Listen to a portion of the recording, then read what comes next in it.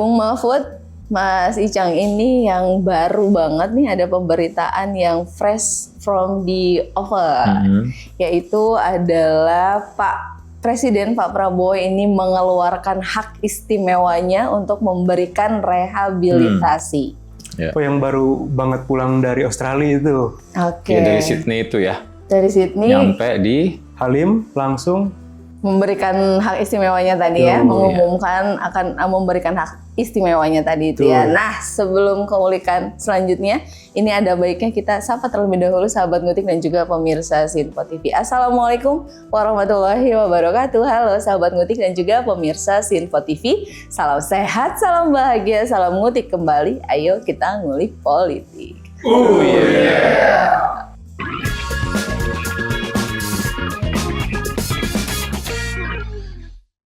Baik sahabat ngutik dan juga pemirsa Sinpo TV, di awal tadi ini sudah dipantik oleh obrolan dari kami bertiga begitu, yang mana hari ini merupakan BPS atau Breaking Politik Sepekan. Di studio ngutik juga saya akan berdiskusi dengan teman diskusi saya, yaitu Bung Mahfud, nggak pakai MD, dan juga Mas Icang. Ya. Halo Bung Mahfud, Mas Icang. Halo Bung Mahfud. Iya, oke lah kalau begitu, terkait dengan BPS itu kan memang kita tidak akan membahas pemberitaan-pemberitaan yang spesifik begitu ya, atau satu pemberitaan aja Mas, tetapi kita ada banyak nih pemberitaan-pemberitaan yang akan kita ulik dan juga itu sedang menjadi sorotan selama satu pekan ini. Di antaranya saya izin terlebih dahulu untuk merincikan pemberitaan-pemberitaan apa saja yang dalam satu pekan ini menjadi sorotan.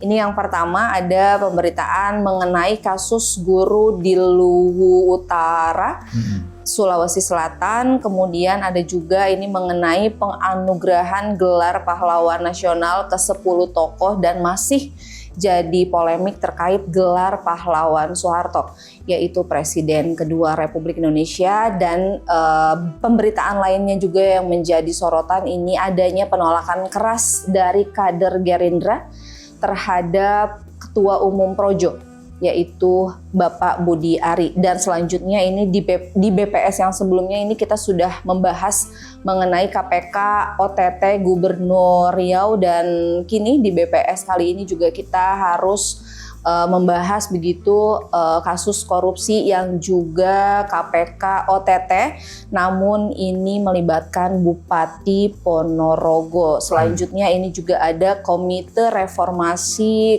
Polri yang resmi dibentuk dan Bapak Jimli Asidiki yang ditunjuk sebagai ketua, serta ini juga ada yang masih fresh sekali, yaitu kunjungan Presiden Pak Prabowo ke Australia, meski sebelumnya ini dikabarkan sempat tertunda dan akhirnya kemarin tepat saat kita tapping ini begitu ya, tanggal 13 November dan kemarin adalah 12 November, beliau yaitu Bapak Presiden Pak Prabowo ini melakukan kunjungan kenegaraan pertamanya ke Australia sejak menjabat sebagai presiden. Dan di awal tadi dipantik adalah kepulangannya dari Australia ini, Pak Presiden memberikan hak istimewanya kepada 2 guru di SMAN 1 Luwu Utara, Sulawesi Selatan ya.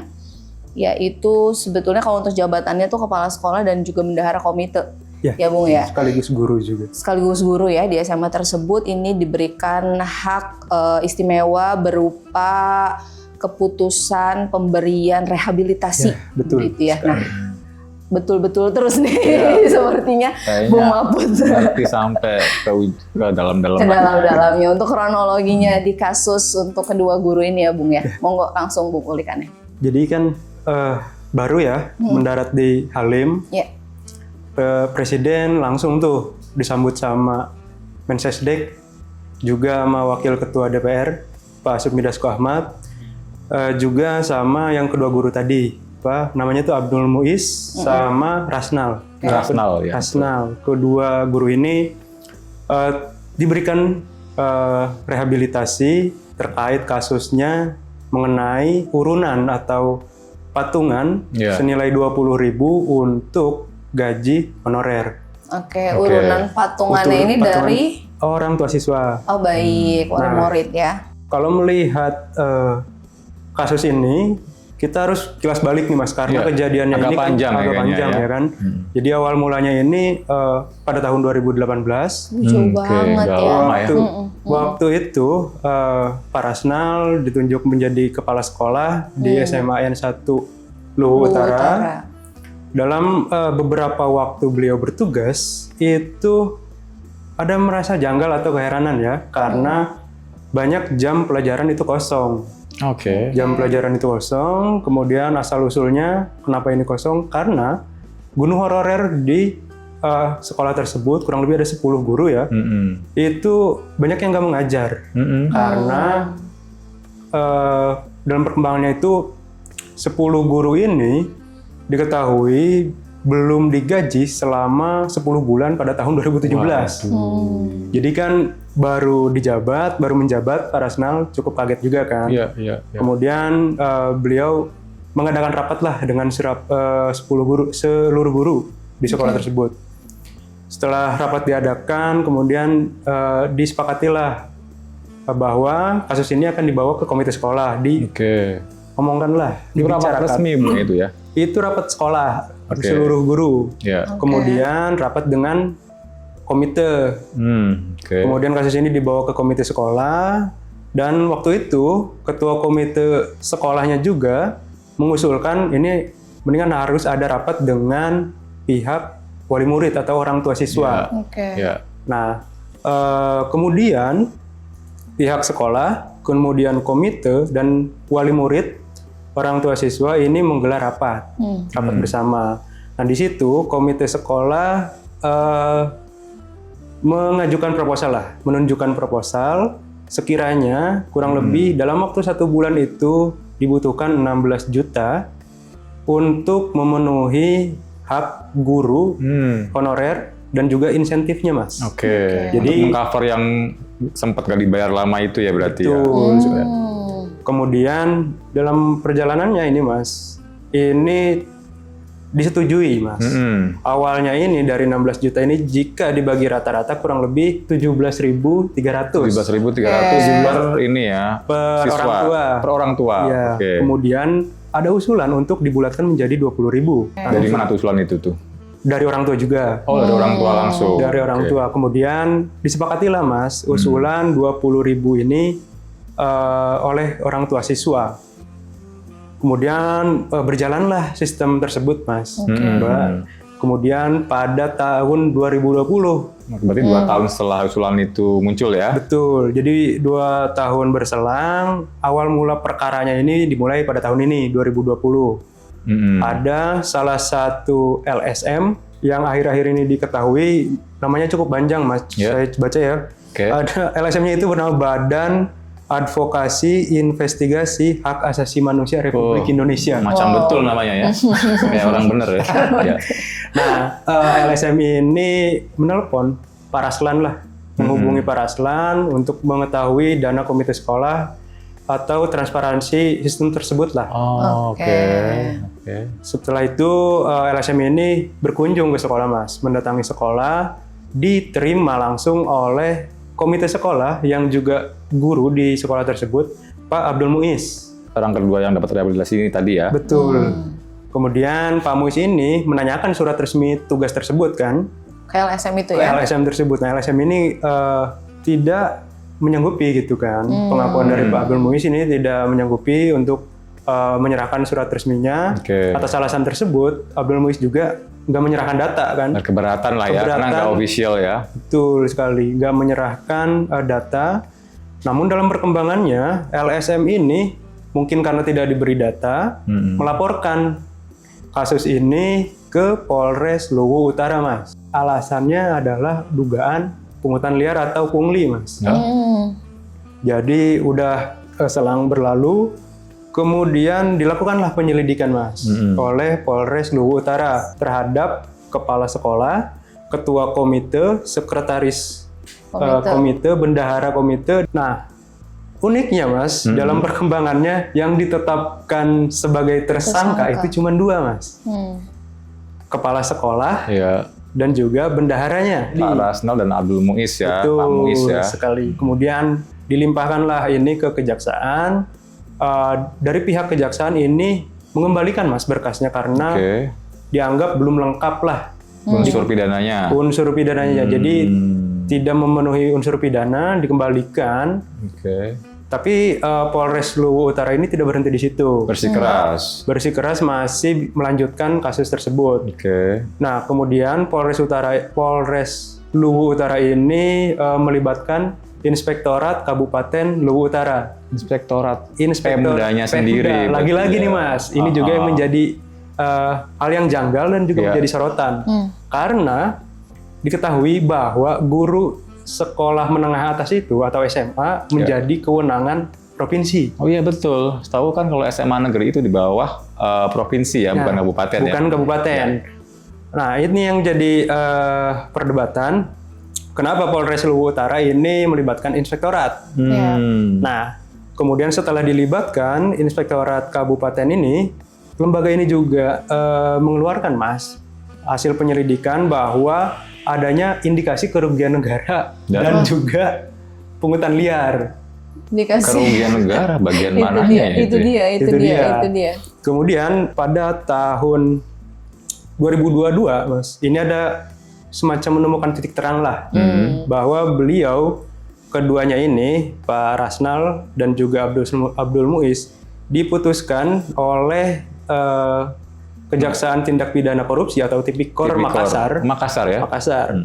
Itu bebas, Mas, diputus Oke. bebas karena tidak terdapat unsur pidana, Iya. hanya Ya. salah administrasi dalam komite sekolah. Jadi Oke. clear ya di situ. Iya. Tapi pada kenyataannya jaksa penuntutnya itu tidak berhenti di situ, Mas. Masih ngebet aja. Masih melanjutkan kasus ini. Kemudian jaksa penuntut ini mengajukan kasasi ke Mahkamah Wah, itu Agung. udah paling tinggi dong. Mentok itu udah paling mentok gitu Iya, kan. iya. Udah mengajukan ke Mahkamah Agung. Kemudian Mahkamah Agung ini memutus bahwa keduanya, Pak Rasnal dan Pak Abdul Muiz itu bersalah dan juga divonis hukuman 1 tahun. Ya ampun. Subsidiar divonis hukuman 1 tahun penjara dan juga denda 50 juta, subsidiar 2 bulan Wow. kurungan. Wow. Tuh. Selang berlanjut, kemudian pada 4 November nih Mas, baru-baru ini itu dilakukan aksi solidaritas PGRI. Ya. Sebelumnya setelah diputuskan itu keduanya ini ditahan dan bebas pada tahun 2024 Mas. Oh, tahun lalu. Tahun lalu 2024. Setelah kejadian itu sesama rekan sejawatnya PGRI Luwu Utara ini menggelar aksi damai, aksi solidaritas di DPRD Kabupaten Luwu Utara. Oke. Jadi menuntutlah untuk keadilan, Yeah. gitu kan, menuntut untuk kejelasan. Ini kan banyak janggalnya Yeah. juga. Ya. Kemudian pada tanggal 12 November kemarin tuh, kedua guru ini melakukan rapat dengar pendapat sama DPRD Luwu Utara. DPRD Kabupaten ya. Ke DPRD Kabupaten. Kemudian aspirasinya ditampung lah ya sama DPRD. Kemudian pada saat itu Ketua Komisi E ya, Andi Tenri kalau nggak salah ya, ini menampung Mas, menampung. Beliau juga mengatakan bahwa nanti akan memfasilitasi untuk bertemu dengan DPR. Oke, pusat ya maksudnya. DPR pusat difasilitasi untuk bertemu dengan Pak Dasko, Wakil Ketua DPR RI. Ya. Kemudian nggak nyampe 1 hari tuh Mas, nggak nyampe 1 hari. Wakil Ketua DPR RI Sufmi Dasko Ahmad ini menampung lah aspirasi dari masyarakat. Ini juga kan ramai juga di medsos. Iya, iya. Setelah mendengar hal tersebut, langsung Pak Dasko ini berkoordinasi dengan Mensesnek untuk langsung bertemu dengan Pak Presiden yang baru pulang dari Australia kan. Australia. Nah, pada dini hari ini Mas langsung tuh yang tadi di Halim datang dari Australia, kemudian bertemu dengan kedua guru ini, Pak Presiden bersama dengan Mensesnek dan Prof Dasko.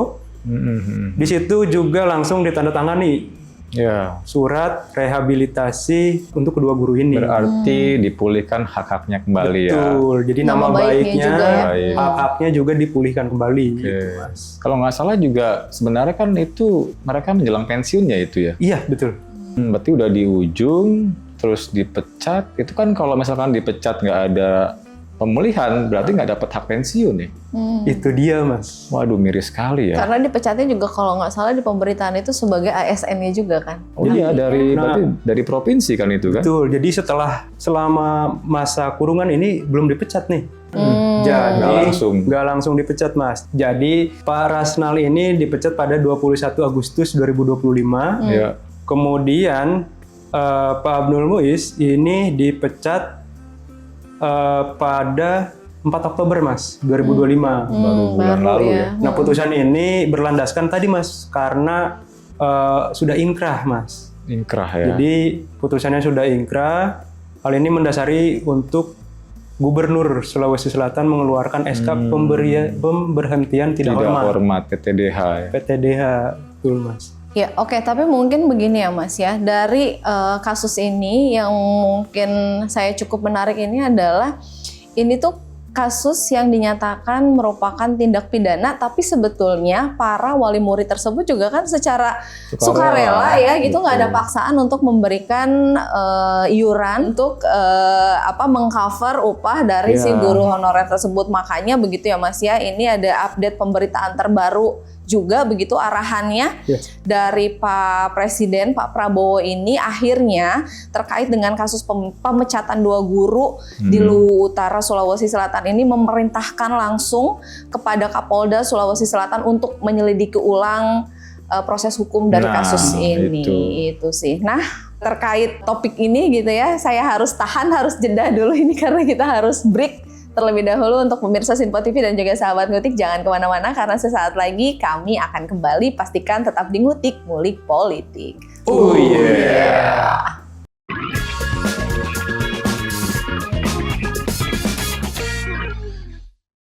Sahabat Ngutik dan juga pemirsa Sinpo TV, kembali lagi di Ngutik. Ayo kita ngulik politik. Oh yeah.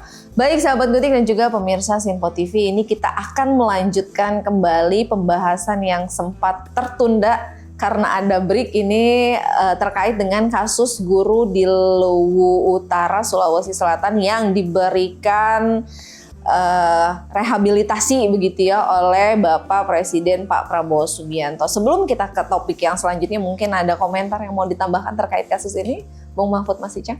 Mungkin sedikit aja ya. Ini saya sangat prihatin kayak Pak SBY ya, sangat prihatin. Karena ini berarti ada problem struktural sebenarnya di sini ya. Sebelum kita langsung ke Pak Prabowo rehabilitasinya, mulai dari LSM-nya itu loh, Bu. Ya, agak rese juga ya. Tadi kan disebut ya, namanya kan kayak bener banget ya. Ternyata macam betul. Tapi kan kita tahu ini fakta di lapangan kerap terjadi, Bung. Betul. LSM bodong, wartawan bodrek gitu ya. Kita nggak menafikan ada LSM yang memang punya niat baik gitu ya ke masyarakat. Ada juga yang punya niat buruk seperti ini, Bung. Ya kan, mungkin ya yang kita tahu lah punya maksud tertentu, tidak ditanggapi gitu ya. Dan juga yang kedua adalah soal betapa buruknya APH kita ya, aparat penegak hukum kita. Dan di ujungnya yang paling tinggi sayangnya justru MA, Bung. Mahkamah Agung yang menurutku sih kurang bijak ya di sini. Jadi nilai keadilannya jadi nggak ada. Padahal kan sudah di tipikor, sudah disebut ya tidak memenuhi unsur pidana sebetulnya. Tapi kok pas di MA, ya kita tahu lah, Bung ya, di hukum itu kan kalau kita cari-cari mah ada aja gitu ya unsurnya gitu ya. Tapi ya nggak ada pertimbangan rasa keadilan gitu ya. 2 guru yang punya niat baik membantu rekan guru honorernya untuk anak-anak kita loh. Yang banyak jam kosong tadi itu dari empati malah kebui gitu ya. Malah dipecat, hampir aja nggak dapat uang pensiun. Ini kan miris. Jadi ini ada problem struktural yang memang lagi-lagi jadi concern dan evaluasi kita bersama ya. Dan di sini memang Pak Prabowo menggunakan hak istimewanya sebagai kepala negara ya. Yang mana ini akan memulihkan, mudah-mudahan bisa cepat diproses hak-hak beliau ini ya, Pak Muiz dan Pak Rasnal ya. terutama untuk kembali dipulihkan namanya, martabatnya, dan hak pensiunnya. Itu sih yang penting sih menurutku sih. Oke, Bung Mahfud mungkin ada yang mau ditambahkan lagi? Saya setuju sih dengan apa yang dikatakan Mas Icang tadi gitu kan. Ada masalah di struktural dan di bawah gitu kan. Betul. Cuman saya melihatnya di satu sisi, Mas, dengan adanya pemberian rehabilitasi ini menjadi bukti bahwa Pak Presiden Prabowo ini memiliki perhatian khusus lah Oh ya, dengan tenaga pendidik betul. dan juga kemudian respon cepat dari Pak Dasko gitu Ya. kan, yang langsung menampung aspirasinya gitu kan. Iya. Dan satu lagi Bung, tadi mungkin yang akar yang utamanya itu soal kejelasan nasib guru honorernya sendiri Bung. Ya, betul. Maksudnya gini loh, ini satu kasus 10 guru di Luwu Utara, kita yakin lah bukan yang terakhir ini. Ya. Gaji guru telat, nggak dibayar berbulan-bulan. Ya kita nggak bisa nyalain mereka Bung ya. 10 bulan nggak dibayar, gimana rasanya sih itu ya? Iya. 10 guru, Apalagi kan 10 kalau bulan. nggak salah gitu ya, gaji honorer juga nggak sebesar. Betul. 16 juta untuk 10 orang itu gaji fresh graduate di BUMN yang oke di Jakarta mungkin itu. Iya, Iya, kan miris ya. miris. Pendidik anak bangsa ya. Betul. Itu sih Betul mungkin sekali. sih. Oke lah, dan sepertinya kita harus beralih Mas ke topik yang selanjutnya karena di BPS itu kan ada beberapa topik yang juga sudah saya tadi sempat Iya. sampaikan di awal ya gitu. Iya. Nah untuk selanjutnya ini juga ada yang juga masih menjadi polemik, terus-menerus menjadi sorotan perbincangan adalah Bapak Presiden Pak Prabowo ini yang menganugerahkan gelar pahlawan nasional ke 10 tokoh. Di mana memang kan pada Hari Pahlawan tahun ini ya, di 10 November yang lalu begitu, di mana ada beberapa nama tokoh yang cukup menjadi sorotan pro maupun kontra.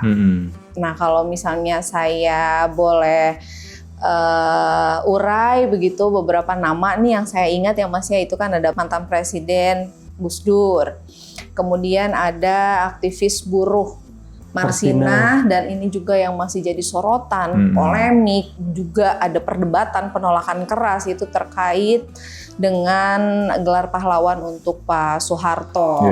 Bahkan penolakan keras itu narasinya ini muncul dari sejumlah masyarakat sipil, sejumlah organisasi, begitu ya, juga partai.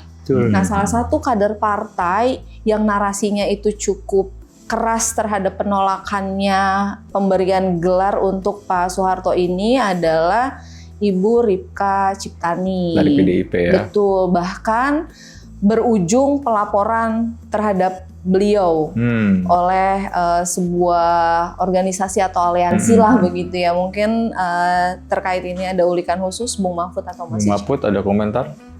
Terbarunya ya Mas ya. Terkait mengenai pemberian gelar.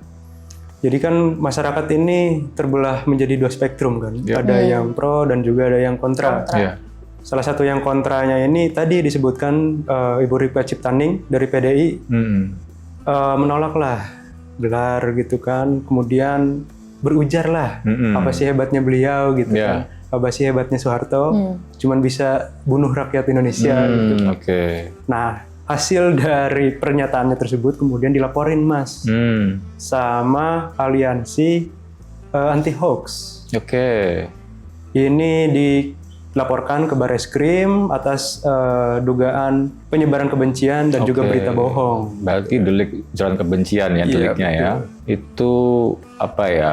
Kita udah bisa menduga sebenarnya. Kita sempat bahas sejenak waktu itu masih wacana, belum final, itu tanggal sebelum Hari Pahlawan waktu itu. Dan yang terbaru juga ada Bung, masih wacana ya dari ahli hukum beberapa menyatakan bahwa ini masih bisa dibatalkan lewat PT UN.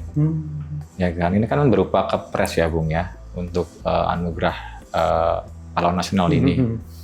Dan memang kita tahu dari 10 nama ini memang hanya satu ya yang berpolemik kencang ini. Kita nggak dengar soal polemik Gus Dur, Marsina, maupun yang lain seperti Sarwo Edi, sedikit ada mungkin mertuanya Pak SBY ya. Sama yang saya ingat tuh Menlu Mokhtar Kusumaatmadja. yang salah satu tokoh kunci dalam memasukkan Indonesia sebagai negara kepulauan ya di UNCLOS gitu ya. Tapi memang ini sangat bisa ditebak karena seingatku waktu itu juga ada argumen bahwa secara legitimasi moral ini nggak bulat, nggak solid. Kita tahu lah, mungkin di banyak kanal-kanal media sosial nggak sedikit ya yang mendukung Soeharto jadi pahlawan nasional. Tapi di sisi lain yang menolak juga sedikit, lumayan. Terutama yang di platform X atau Twitter ya. Itu banyak saya lihat itu di situ banyak akun yang akhirnya menceritakan gitu ya pengalaman pribadi dari orang tua, mungkin kakek, mungkin saudara, mungkin mamanya sendiri waktu itu zaman reformasi kan belum lama itu ya. Jelang reformasi itu ada pencekalan, ada penindasan segala macam. Tapi mungkin kita dalam konteks ini tidak bisa panjang lebar membahasnya karena akan semakin ruwet. Ini cocoknya dibahas tersendiri mungkin ya.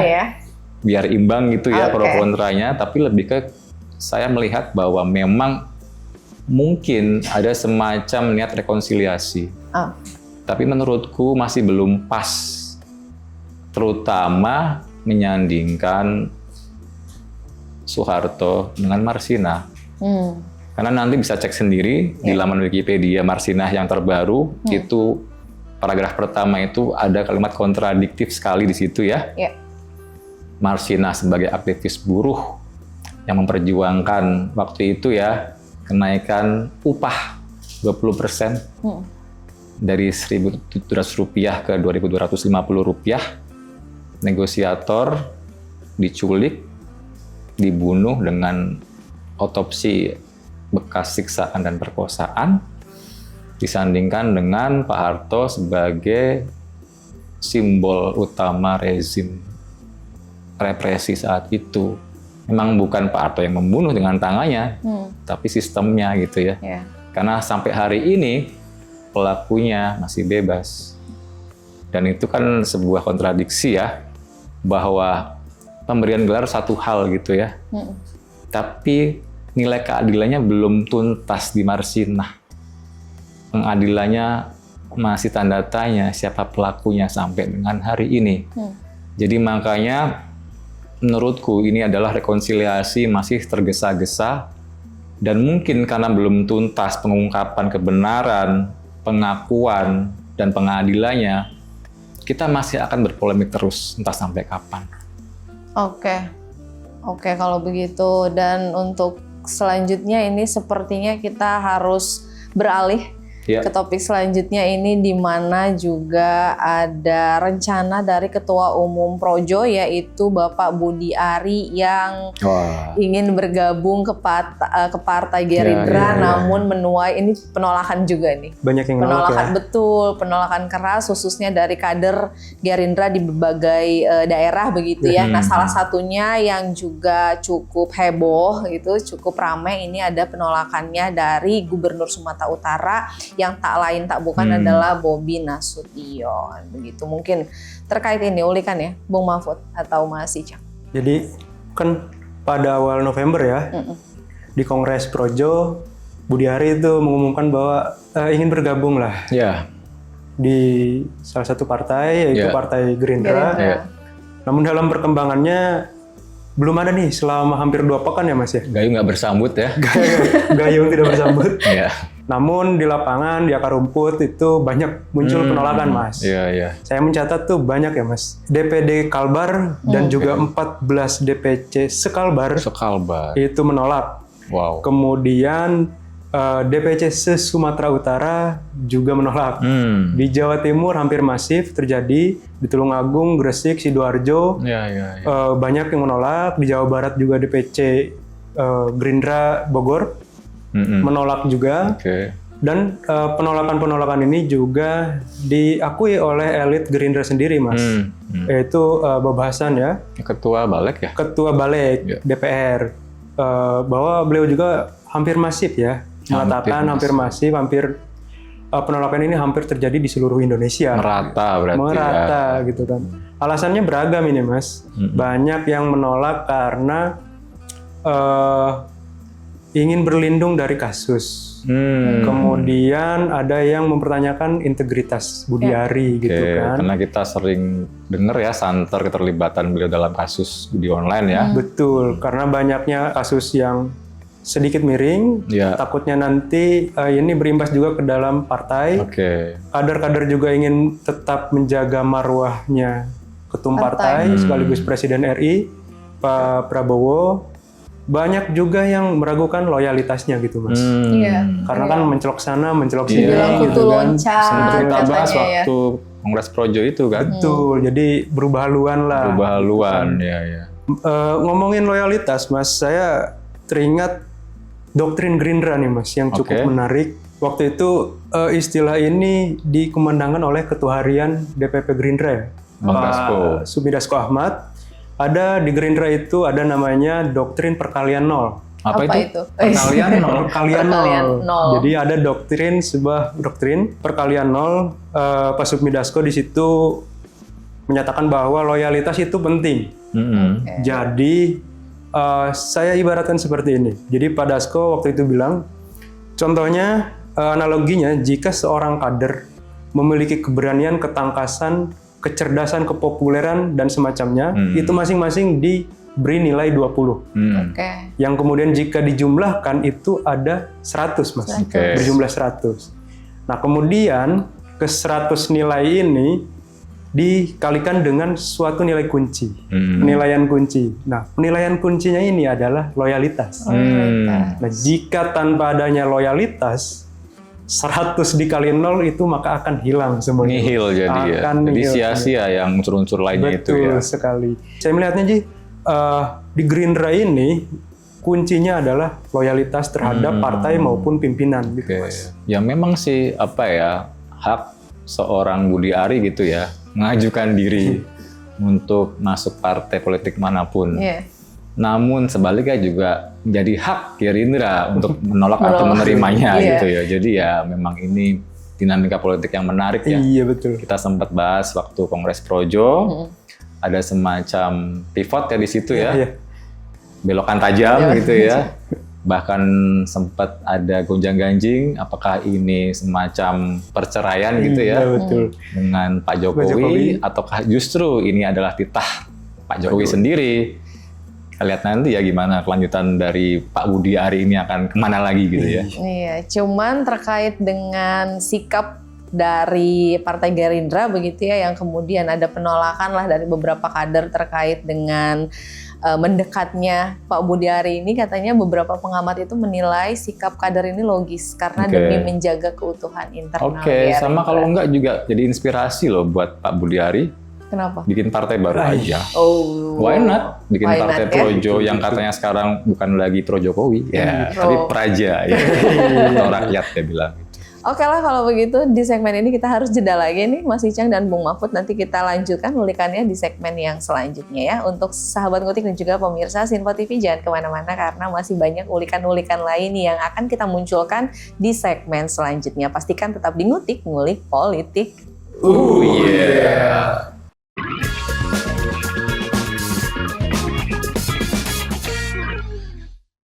Sahabat ngutik dan juga pemirsa Sinpo TV, kembali lagi di Ngutik, ayo kita ngulik politik.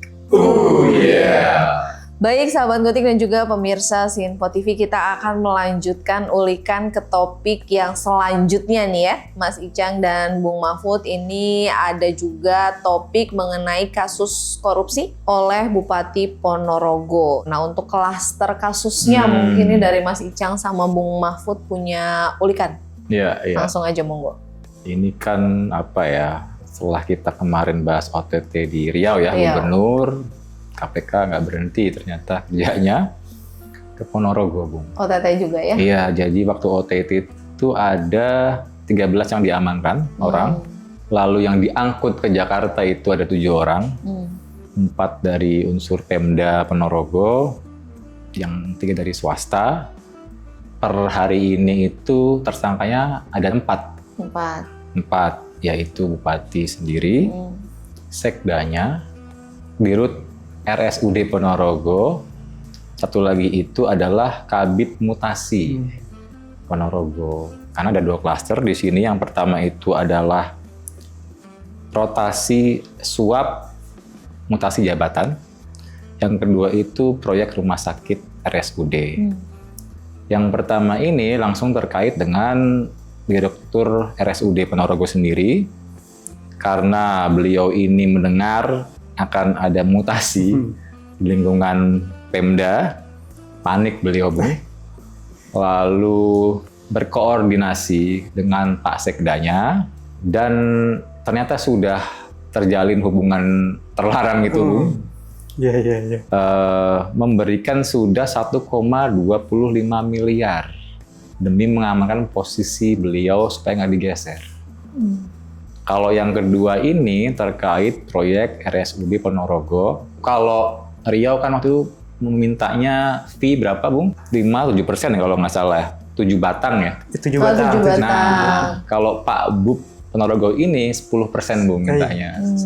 Dari 14M, beliau minta fee-nya itu 1,4. Yang agak menarik, ada drama sedikit di kasus suapnya ini. Melibatkan seorang influencer lokal, Bung. Gimana tuh, Mas? Jadi ada perempuan, inisialnya itu IBP ya, influencer di Instagram followersnya lumayan gitu, Bung. Seorang pengusaha peternakan yang jadi saksi kuncinya, Bung. Jadi IBP ini berperan kuat atau KPK gitu ya dalam pencairan uang suap tersebut. Yang waktu itu diterima oleh adik ipar Pak Bupati sendiri, 500 juta.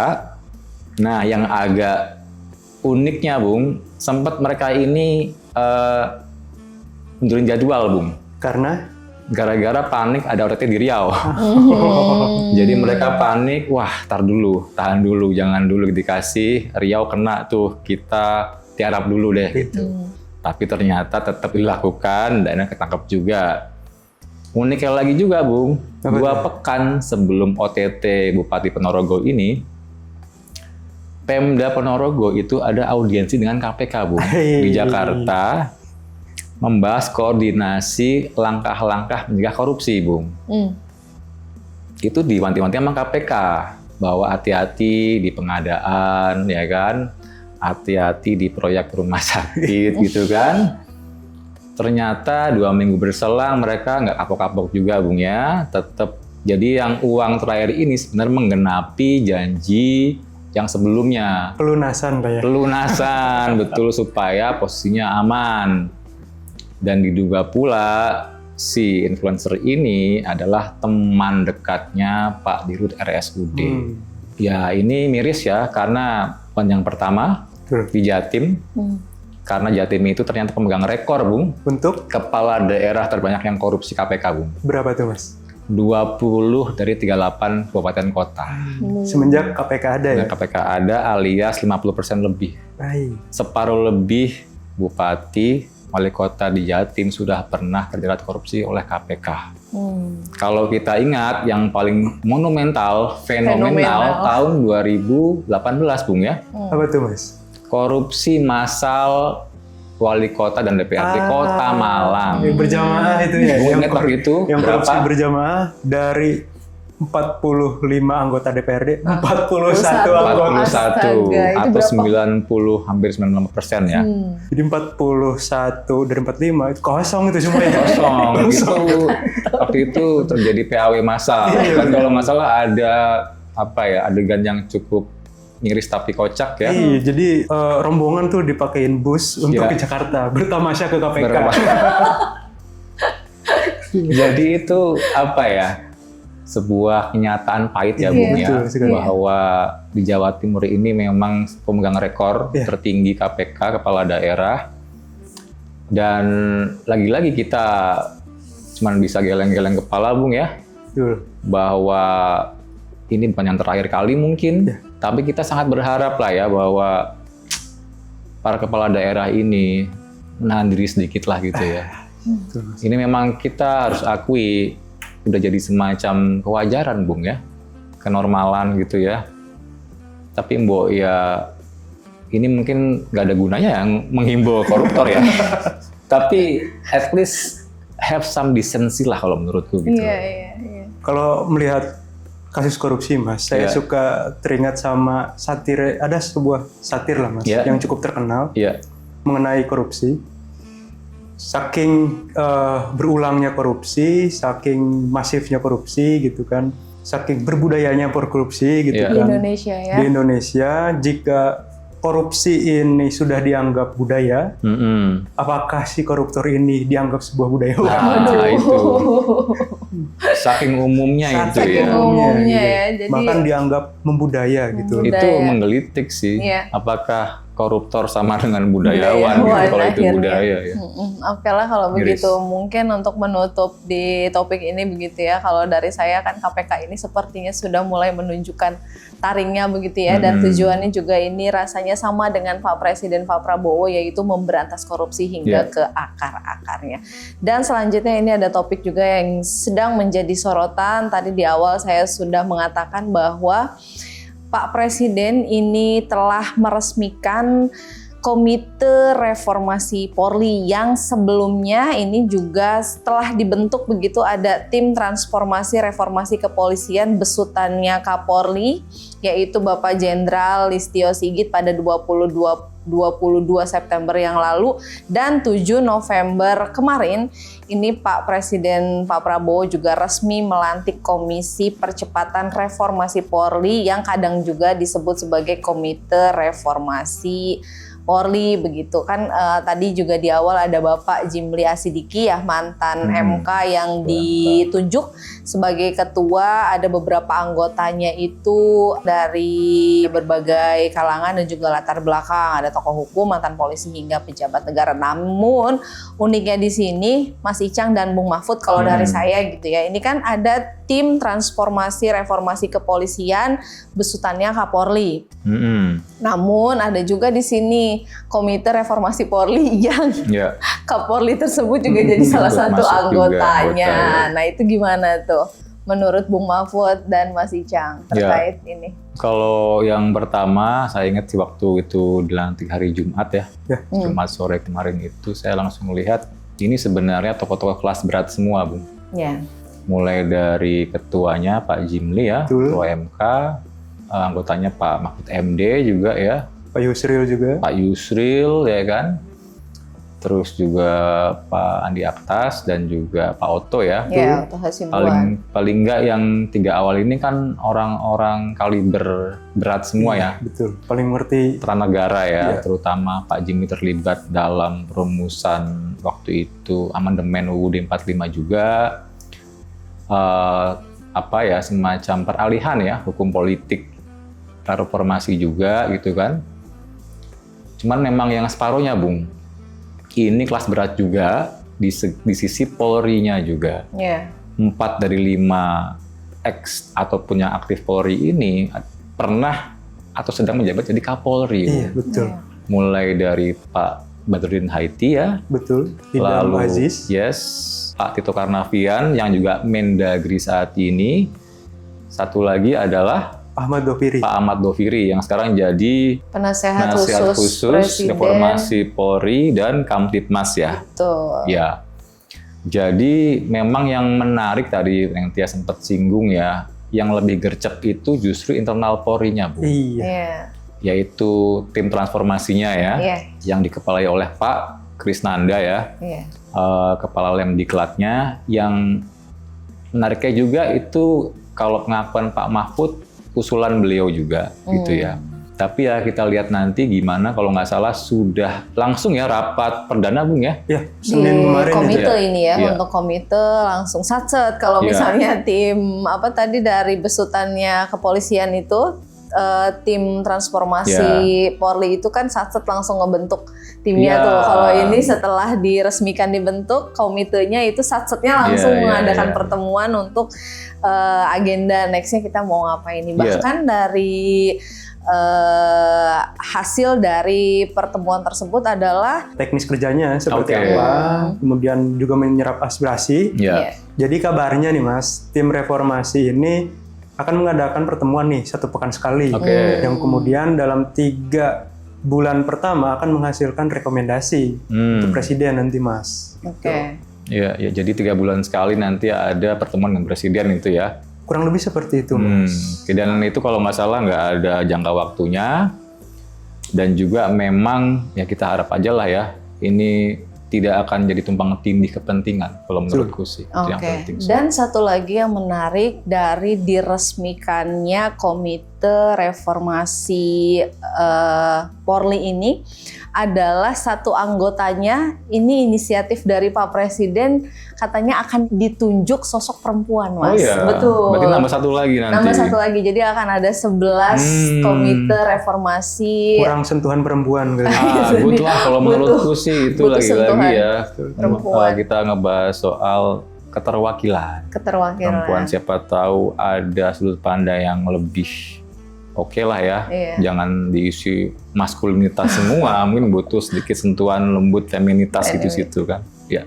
Oke lah, dan satu topik ini rasanya akan menjadi topik penutup di BPS kali ini, yaitu adalah kehadiran atau kunjungan Pak Prabowo yang ke Australia pada tanggal 12 November kemarin. Jadi memang Pak Prabowo ini kan telah melakukan kunjungan kenegaraan pertamanya ke Australia setelah menjabat sebagai presiden ya. Pak Presiden. Nah, hasil utama dari kunjungan ini adalah kelanjutan kerjasama sejak era Lombok Treaty dengan rencana penandatanganan awal di tahun 2026. Terus ada beberapa tuh yang juga seru untuk diulik di topik ini. Mungkin sebelum itu kita ada ulikan khusus dulu dari Mas Icang ataupun Bung Mahfud terkait topik ini. Iya, jadi ini kan sebenarnya kunjungan singkat ya. Iya. Cuman sehari Bung ya. Pulangnya langsung itu kan taken rehabilitasi Halim itu ya. Yang menarik adalah ini kunjungan nilainya sangat strategis secara keamanan regional, bilateral antara our closest neighbor istilahnya gitu ya. Tetangga dekat kita yang di selatan Australia. Saya ingat Pak Prabowo waktu preskon bareng sebelah Albanese ya, PM Australia itu, bahwa beliau percaya dengan good neighbor policy, kebijakan tetangga baik, karena kita juga punya ungkapan katanya kalau ada apa-apa nanti yang pertama kali bisa nolong kita kan tetangga kita sendiri katanya. Memang ini juga mungkin ya bagi sebagian orang pengamat Asia Pasifik juga ada yang kebingungan sebenarnya. Karena Indonesia ini sekarang mau ikut mana katanya, blok yang barat kah, atau blok Cina kah, atau Rusia kah gitu kan. Memang ini baru pembahasan substansi ya, belum diteken resmi nanti Januari 2026, tapi jadi kerangka acuan dan jadi semacam penguatan ya tadi itu disebut Lombok Treaty, perjanjian Lombok tahun 2006, era Pak SBY ya, dengan waktu itu PM Kevin Rudd, Menlu Hasan Wirayuda dan waktu itu sama PM Australia saat itu, dan memang ini mungkin lagi-lagi langkah Pak Prabowo dalam mengantisipasi situasi-situasi yang nanti kita nggak tahu, geopolitik sangat dinamis, yang mana kalau kita punya tetangga yaitu Singapura dan Malaysia itu sudah ada perjanjian multilateral yang serupa kawasan dengan sesama persemakmuran Inggris, yaitu Australia, New Zealand, Singapura, Malaysia, dan UK sendiri. Namanya itu Five Power Defense Agreement, FPDA. Tapi ini lagi-lagi negara jajahan Inggris semua kan. Kalau dalam konteks yang lebih luas lagi, ada perjanjian trilateral 3 negara, yaitu AUKUS, Australia, UK, dan US. Nah, kita mungkin di sinilah merasa bahwa secara geopolitik kita memang diapit, ya kan? Asia Pasifik, Indo Pasifik, ya kan? Dan saat ini memang lagi baik hubungannya dengan Australia. ditandai juga dengan soft diplomasinya Iya, betul, dari Pak Presiden, Presiden ke PM Australia. ke anjingnya ya. Betul, Namanya Toto. siapa? Toto yang Toto. kalau sebelumnya ketemu di Jakarta Mei itu Pak Albanese memberikan semacam apa itu? Baju atau kalau shawl nggak ya? salah ke Bobby Iya, karena Bobby negara kucing in the cat. Australia loves Indonesia. Kali Iya. ini Pak Prabowo memberikan shawl yang bertuliskan Bobby loves loves Toto ya. Toto. Itulah gaya khas Pak Prabowo ya. Di sela-sela apa ya perjanjian yang strategis ini itu kan di atas kapal perang ini Iya. HMAS Canberra namanya. Namanya aja HMAS. Itu kepanjangannya His Majesty Australian Ship. HM-nya itu maksudnya Raja Inggris itu, His Majesty itu. Karena memang negara persemakmuran kayaknya. Jadi mungkin memang ini lagi-lagi ya langkah yang mungkin nggak semua orang mungkin bisa paham sekarang. Karena Pak Prabowo cukup ngerti ya soal geopolitik internasional. Dan yang satu lagi uniknya itu waktu ketemu Gubjennya Australia, Ibu Samantha Mostyn itu, karena udah berkali-kali ke Australia, Ibu Samantha itu sempat berujar, Mr. Presiden, this is your first visit as President. Pak Prabowo bingung, emang iya ya? Bukannya saya udah berkali-kali ke sini ya? Jadi memang karena sering-seringnya Pak Prabowo ke Australia, mungkin keperluan pribadi, mungkin juga waktu sebagai Menhan, beliau baru ngeh kalau ternyata kemarin itu adalah kunjungan kenegaraan pertamanya beliau di Australia sebagai presiden. sebagai presiden. Oke lah kalau begitu, itu merupakan topik terakhir yang menjadi BPS di episode kali ini. Itu juga menjadi topik-topik yang jadi sorotan selama 1 pekan ini bagi sahabat Ngutik dan juga pemirsa Sinpo TV yang ingin kembali menyaksikan tayangan ini bisa langsung saja mengunjungi kami di YouTube kami SSI Official Skala Survei Indonesia. Dan untuk menutup, akhir kata kami ucapkan wassalamualaikum warahmatullahi wabarakatuh. Salam sehat, salam bahagia, salam ngutik. Kita sudah selesai ngulik politik.